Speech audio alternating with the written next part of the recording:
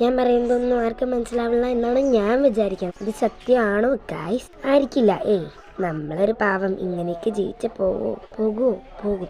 അങ്ങനെ ഇന്ന് സൺഡേ ആണ് ഗൈസ്. സൺഡേ ആയിട്ട് മമ്മിക്ക് പണിയുണ്ട് ഗൈസ്. അതുകൊണ്ട് അമ്മ പണിക്ക് ഓടിപ്പോയി. സൺഡേ ആയതുകൊണ്ട് ചോറും സാമ്പാറും ആയിരുന്നു കഴിക്കാൻ. എന്താ ചെയ്യുക, നമ്മൾ VIP കളല്ലേ, അതുകൊണ്ടാണ് സാമ്പാർ.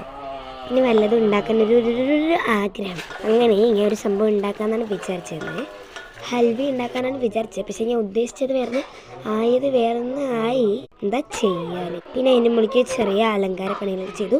കുറച്ച് ഹണിയൊക്കെ അപ്ലൈ ചെയ്തു. പിന്നെ കേക്ക് മുറിക്കാൻ പോലെ അതിനെ മുറിച്ചു. ആർക്കും കൊടുത്തില്ല, ഞാൻ തന്നെ തന്നെയെന്ന് വെട്ടി വിഴുങ്ങിയിട്ടുണ്ട്. പറയുന്നതൊക്കെ മനസ്സിലാവില്ലേ? എനിക്ക് സ്കേറ്റിൻ്റെ ഒക്കെ ഞാൻ സൈഡിക്ക് നീക്കി വെച്ചു. മറ്റേ സാധനം മാത്രം ഞാൻ ഉണ്ടാക്കിയൊന്നും പറയില്ല. വായി വെക്കാൻ കൊള്ളൂല എന്ന് പറയണോ? വേണമെങ്കിൽ പറയാം. ക്യാരറ്റ് കൊള്ളൂല ഗൈസ്. മറ്റേ സാധനം പിന്നെയും കുഴപ്പം. പിന്നെ ഒരു മൾബറി കഴിച്ച് സമാധാനം. അപ്പം ബൈ.